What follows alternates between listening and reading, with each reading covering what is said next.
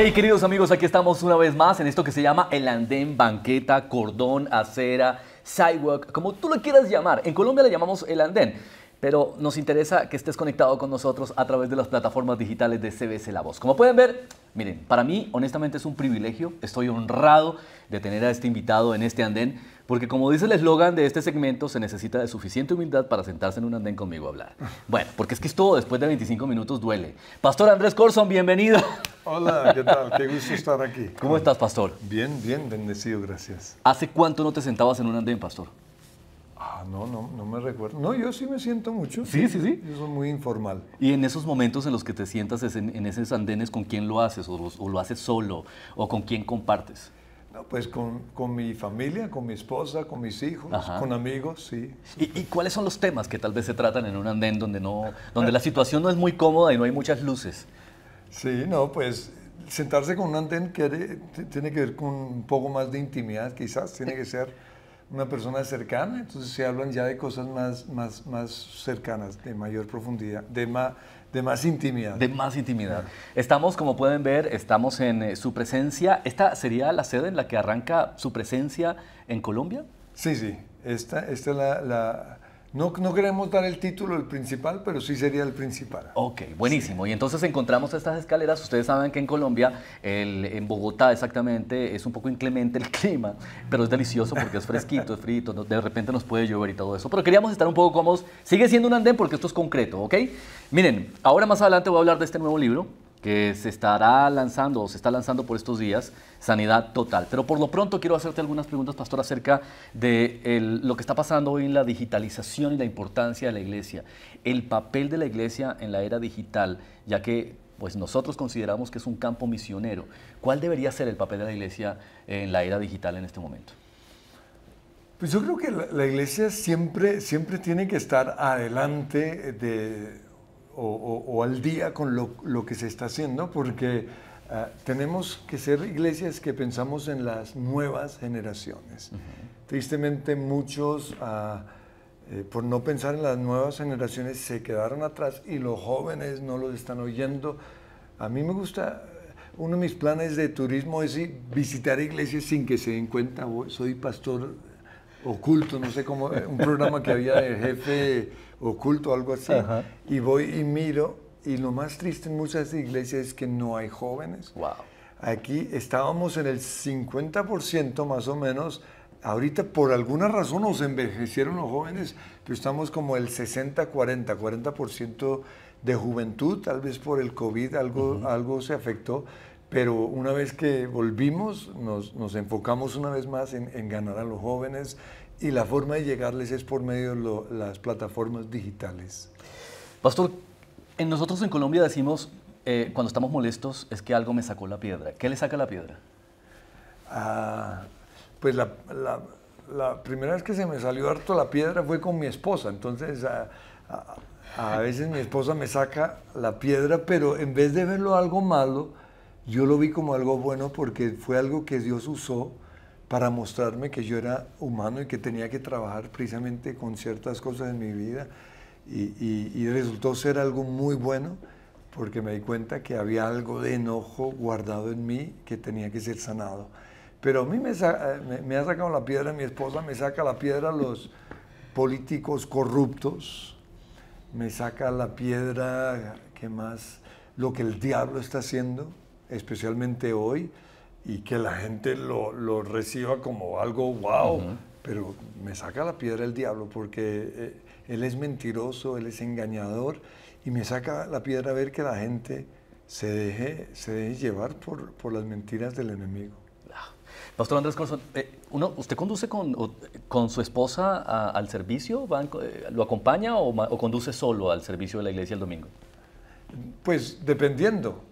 Si vengo a recibir, porque como ahora estoy de tour por todas las iglesias, sin embargo, si estoy de tour, tengo como regla, tanto para mí como para todos los predicadores, que tienen que venir aquí, a la principal, a recibir, porque no se trata solo de dar, sino también de recibir. Entonces, cuando vengo aquí, sí vengo con mi esposa. Y si hay una discusión antes de ese servicio de domingo, ¿te saca, te desencaja? ¿Cómo lo manejas?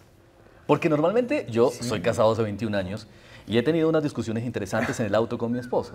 ¿Cómo manejas tú eso cuando uno tiene una responsabilidad tan grande? Bueno, lo bueno es que estamos muy cerca, no es suficiente tiempo para Bueno. sacarnos la piedra, pero sí me pelea todavía por la forma en que manejo. Pero no, yo ya no dejo que eso me saque la piedra. Ya no deja que eso le saque la piedra, está buenísimo.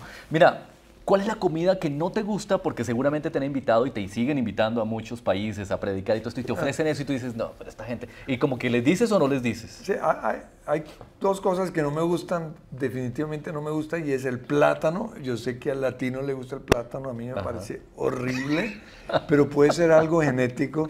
Y lo otro, algo que hay en Colombia que se llama el envuelto, me parece asqueroso, no sabía nada. Y entonces me di cuenta que muchas cosas que se hacen con maíz simplemente no me gustan, ¿no? Okay. Pero no me gustan, no lo puedo pasar, no. Bueno, y te hago esta pregunta para aprovechar los que están viendo el andén. No le ofrezcan, por favor, plátano. No le ofrezcan cuando vaya a algún lugar, allá a visitarlos, a predicar, no le ofrezcan plátano.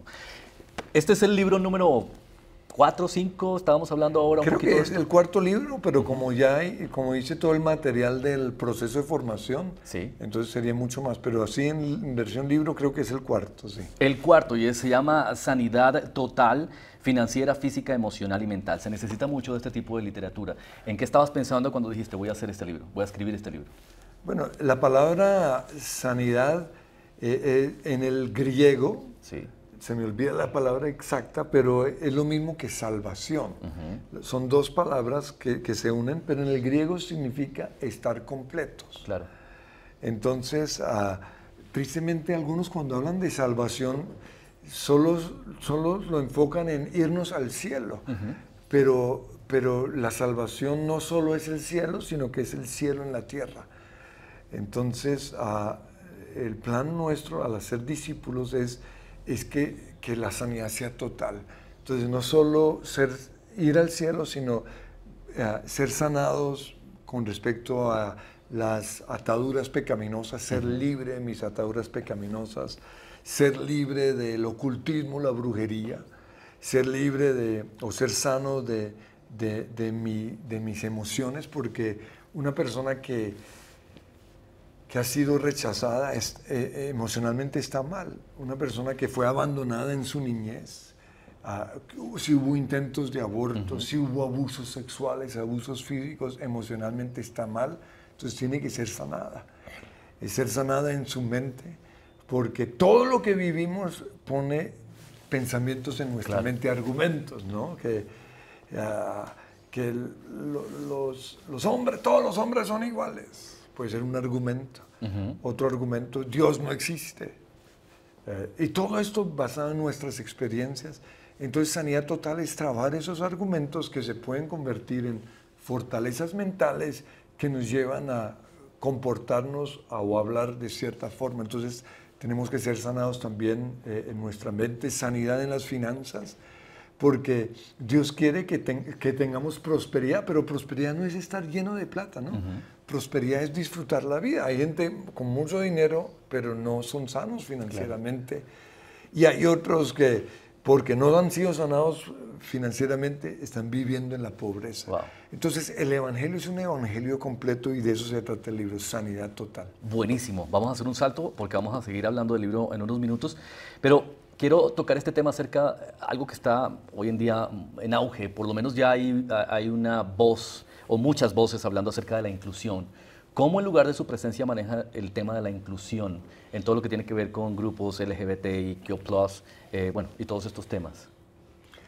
Pues ese es otro de los temas, ahí es la sanidad sexual. Mucho de la inclusión tiene que ver precisamente con personas quebrantadas sexualmente y la misión de la iglesia es sanarlas. Pero no solo es el LGBTI, Sí. hay muchos heterosexuales que están enfermos. Ajá. Entonces, cuando Jesús murió en la cruz, Él murió no solo por nuestros pecados, sino también murió por nuestras ataduras sexuales. De hecho, muchos creen que Jesús en la cruz estuvo totalmente desnudo, que es una vergüenza. Y me llama la atención ver un versículo en donde las mujeres se hicieron lejos porque no querían ver. porque pues les daba pena. Claro. Pero Jesús llevó eso para entender a aquellos que tienen vergüenza de su pasado sexual, para sanarlos. Y el Evangelio incluye eso, sanidad sexual. Y eso es el llamado de nuestra iglesia. No se trata aquí de condenar, así como le trajeron a Jesús la mujer adúltera para que le tiraran piedras. Jesús no le tiró piedras, que es lo que muchos quieren que hagamos. Nosotros no estamos aquí para tirar piedras, estamos aquí para recibirlos, pero sanarlos. Y después de la sanidad, Jesús le dice a la mujer adúltera: ve y no peques más. Y esa es nuestra misión. Te lo pregunto porque recibimos muchas preguntas acerca de, hey, si llega una persona homosexual a mi iglesia, ¿la debo recibir? ¿Le debo cerrar la puerta? ¿La debo entrar? Porque de repente algunos líderes dicen que contamina a otros. ¿Qué consejos les podríamos dar a esa gente? Son muchos los que hoy sienten atracción hacia personas del mismo sexo. Eso no es pecado, ¿no? ¿Por qué hay esos sentimientos hoy? No lo sé, tal vez con tanta promoción, pues hay ese deseo. Además es algo muy lujurioso, es algo que se vende. Y no, lo vemos en las películas. Hoy niñas están besando con otras niñas simplemente para sentir ese placer. Hay una canción que dice: I kissed a girl and I liked it. Besé a una niña y me gustó. Entonces hay mucha atracción hacia personas del mismo sexo, pero el pecado es practicar, ¿no? El tener relaciones sexuales fuera de cómo Dios lo diseñó. Entonces hay personas que están luchando con eso y necesitan ser sanadas. Buenísimo. La manera de conectar, estábamos hablando de repente acerca de que usas atuendo mucho más juvenil para conectar con los jóvenes. ¿Qué resultados te ha dado? Pues no, yo no me he visto así a propósito, es mi esposa la que me viste, pero los jóvenes yo creo que se sienten libres, ¿no? Tu esposa te escoge el atuendo. Pues es que ella sabe vestir, yo no sé vestirme, entonces ella se encarga también de otros dentro de la iglesia y es más fácil, no tengo que preocuparme simplemente. Y si me escacho, o sea, pues, yo soy el culpable y no me interesa. Pero mucho tiene que ver con o sea, una persona vestida de corbata, el joven no va a sentir, claro, no va a sentir identidad con esa persona, no se va a sentir conectada. Claro. Entonces, ¿a quién le está llegando? Le está llegando a otros encorbatados que hoy son el 2-3% de la población. Claro.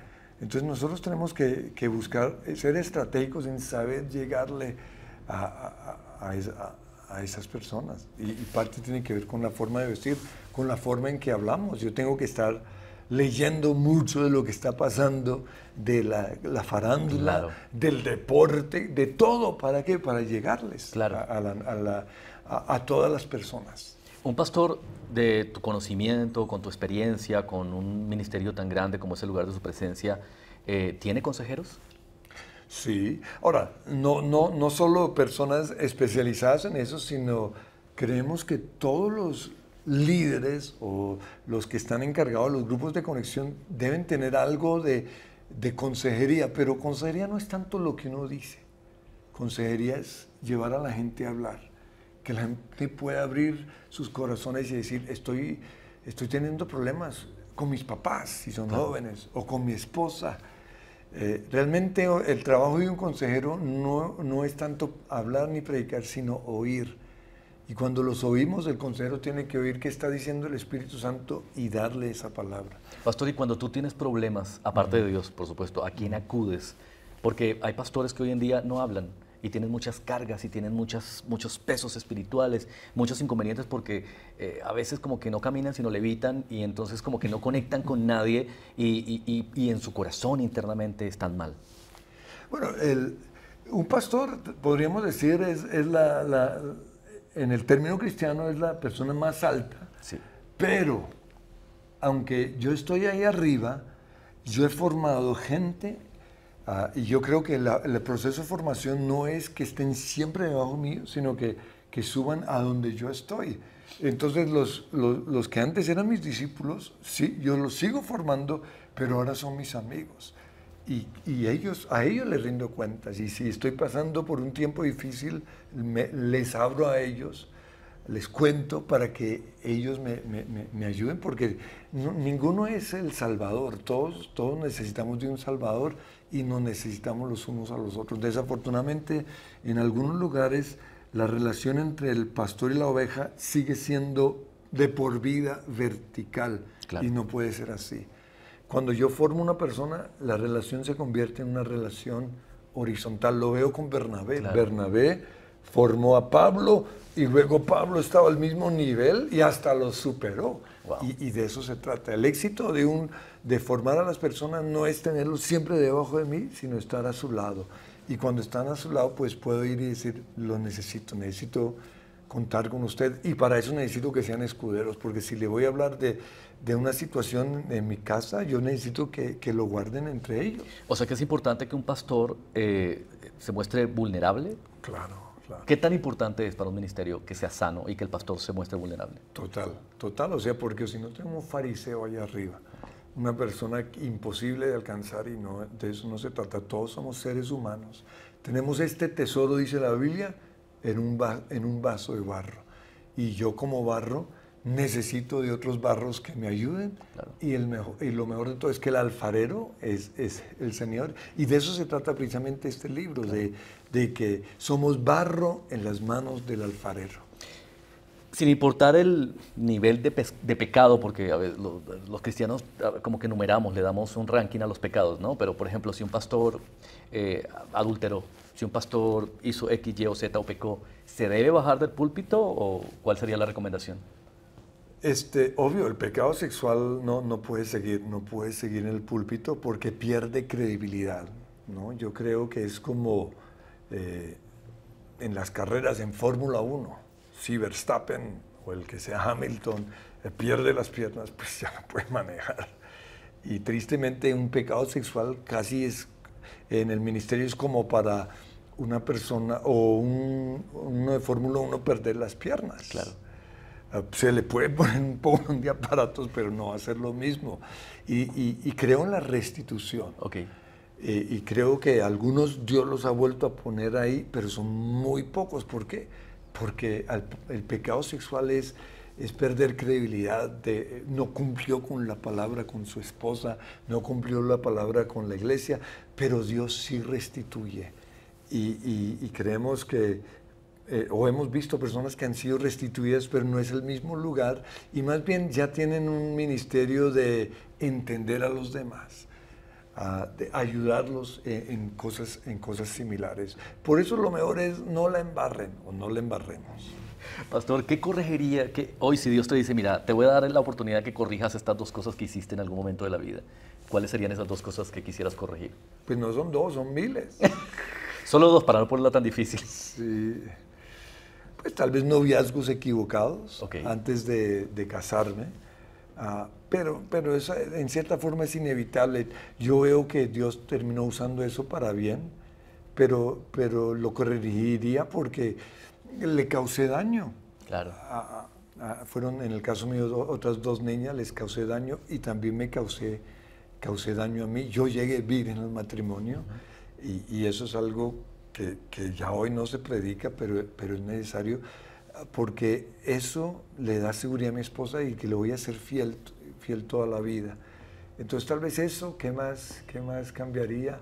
Yo creo que me demoré un poquito en comenzar esta iglesia, pero tampoco estaba listo, ¿no? Y la Biblia habla de que no sea un neófito es un recién convertido, aunque yo nací en un hogar cristiano. Sí.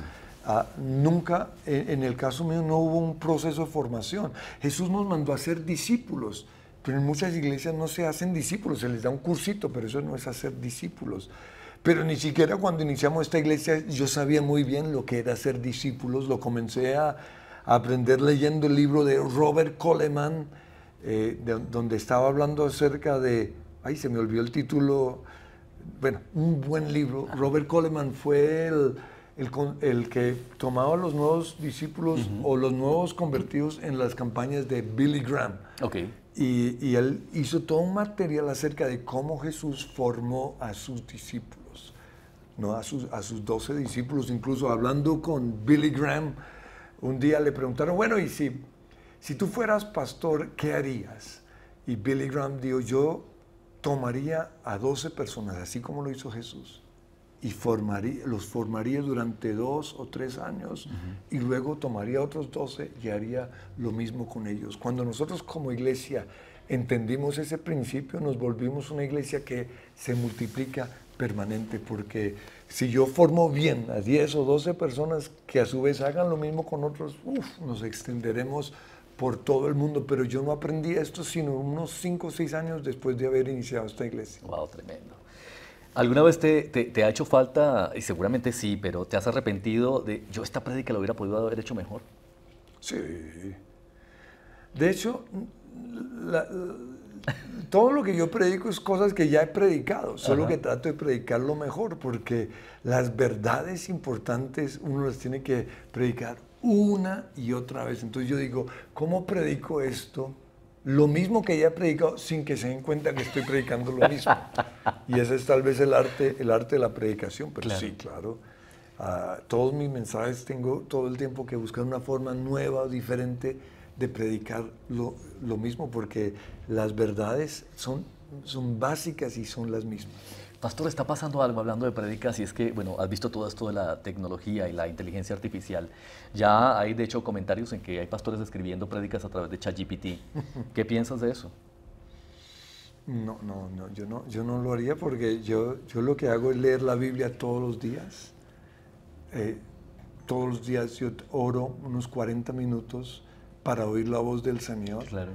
Y luego cuando me siento simplemente le pido al Espíritu Santo que me dé la palabra. Yo no creo que algo digital pueda reemplazar el sentarse a los pies de Jesús. Wow. Y sentarse a los pies en la palabra. O sea, tenemos que leer, nosotros los cristianos y los predicadores tenemos que leer la Biblia todos los días, aunque sea un capítulo. Y ese es el pan nuestro fresco de cada día. ¿Cómo es un día a día tuyo? Yo me levanto casi todos los días, trato que sea a las 6. Aquí la oración en la iglesia es a las 6, martes y jueves.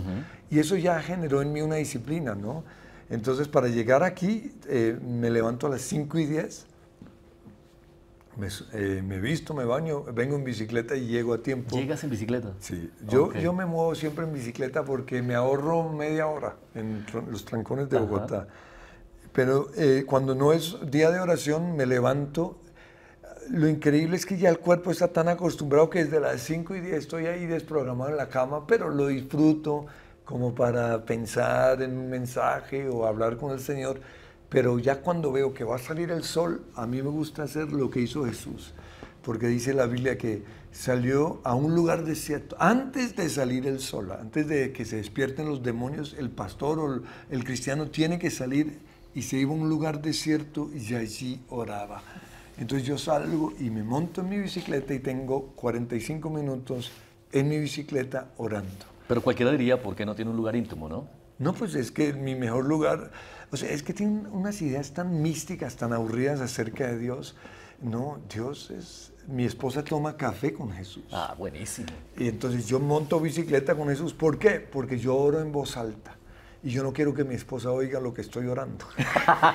Pero no solo por eso, necesito crear hábitos. Entonces salgo en mi bicicleta, a la vez hago el ejercicio que el cuerpo necesita, y tengo ya, creo que son 6 o 7 vueltas, y en cada vuelta hago una parte del Padre Nuestro que tiene que ver con el otro libro que escribí, que ya se me olvida hasta el nombre. ¿Cómo orar? Bueno, algo así es el libro. De hecho, sí, tenemos contenido. Vayan al canal de YouTube de CBC La Voz y ahí van a ver esta entrevista con Johanna Torres de Energía Total. Ajá, súper. Ajá. Para los que te conocemos, sabemos que eres de origen australiano, pero cuéntanos qué te enamoró de Colombia. Pues soy hijo de misioneros, entonces cuando tenía 4 años me trajeron, ¿no? Pero te hubieras podido ir a este país. Sí, bueno, cuando creo que tenía 23 años, fui a Australia después de estudiar en Estados Unidos para ver si Dios quería que estuviera en Australia, y ahí supe que no era. Wow. ¿Y por qué no? O sea, cuando uno es latino, los latinos que viven en Estados Unidos están aburridos. ¿Por qué? Porque lo único que hay en Estados Unidos o en Australia, en esas naciones prósperas, es plata, carros bonitos y shopping. Yo voy allá a hacer compras. Pero la vida, la comida está aquí en Colombia. La gente, como el colombiano, como el latino, no hay, ¿no? Entonces, pues muchos, y creo que tal vez si Dios los llevó, están felices, pero se vive mejor aquí. Yo estaría súper aburrido en Australia. Yo voy una vez al año a descansar, pero la vida de verdad está aquí en Colombia. Gracias por eso, pastor. Mira, bien importante esta pregunta y es acerca de los pastores, pues por supuesto que en su congregación tienen hijos, ¿no? Y a sus hijos los señalan siempre porque les tienen la mira puesta. Tú como pastor, ¿cómo manejas eso en el lugar de su presencia? ¿Con mis hijos? Con tus hijos. Con los jóvenes. Pues, obvio, los hijos, uno quiere mucho más de ellos, pero mis hijos son lo que son gracias a mi ejemplo, ¿no? Entonces, si ellos ven que soy un hombre de oración, que he sido íntegro con mi esposa, que he sido fiel a mi esposa, que amo a Dios, que soy un adorador, pues ellos van a seguir el ejemplo. Entonces, más bien cuando señalan al hijo, están señalando, o nos estamos señalando a nosotros. Las cosas que odio a mis hijos son las cosas que odio de mí. Obvio, ellos van a tener que aprender ciertas cosas porque a veces no hay una honra en cierta edad, pero luego después se dan cuenta, wow, mi papá tenía razón y voy a seguir sus pisadas. Este libro, pastor, para finalizar, ¿dónde lo podrán adquirir quienes quieran pues leer acerca de Sanidad Total de Andrés Corzón? Pues yo creo que en Amazon, ahora todos usamos Amazon, ahí encuentran todo, pero en Colombia, en las librerías cristianas, pero también ahora todo se puede por la forma digital, creo que coffeeandjesus.com, creo que es eso, yo no tengo ni idea porque no soy vendedor. Entonces, eres escritor, pastor, artista, porque además también cantas, ¿no? Sí, a mí yo quería ser líder de alabanza o ese era, yo quería una iglesia contemporánea. En ese momento las iglesias eran aburridas con respecto a la música, entonces dije, pues si no hay alguien lo voy a hacer yo, pero así que tenga el 100% el don, no, pero fue algo que hacía en el pasado, claro. Y sigue creciendo en lugar de su presencia, ahora está en diferentes lugares, no solamente de Colombia, sino fuera de Colombia también. Pues el plan es llevarlo me quedan unos 20, 30 años de vida, lo voy a tratar de plantar por lo menos una iglesia cada 2 años, en donde sea, pero también en donde Dios nos guía. Y en este momento hay como 5 en Colombia, pero hay otras 2 opciones que pronto se van a comenzar. Y en Estados Unidos también ya hay en Dallas, y tenemos algunos lugares en donde están interesados. En Madrid también es un chisme, pero hay un grupo de conexión que generalmente todo lo que se vuelve iglesia es porque comenzó como grupos chiquitos. De acuerdo. Entonces, en algún momento, en algún lugar del mundo estaremos. Pues, pastor, muchísimas gracias por sentarse aquí en el andén de CBC La Voz, compartir un poquito acerca pues, de sus pensamientos, de lo que hace. Y ustedes sigan conectados con CBC La Voz en todas las plataformas digitales y también a través de la programación que proveemos a más de 780 medios de comunicación en 24 países. Estamos con el pastor Andrés Corzón y este libro que se llama Sanidad Total, entre muchos otros libros, contenido también en las ecosistema digital y todo esto, que también lo pueden encontrar. Andrés Corzón, ¿cierto? Así lo encuentras. Ellos te pueden encontrar en las redes sociales. Yo creo, sí. Como Andrés Corzón. Creo, o en inglés tal vez, no sé cómo lo puse. Ok, ahí están. Búsquenlo. Si no, en CBC La Voz les contamos dónde pueden encontrar al pastor Andrés Corzón. Esto, el andén, acera, banqueta o sidewalk, como le quiera llamar. ¡Cut!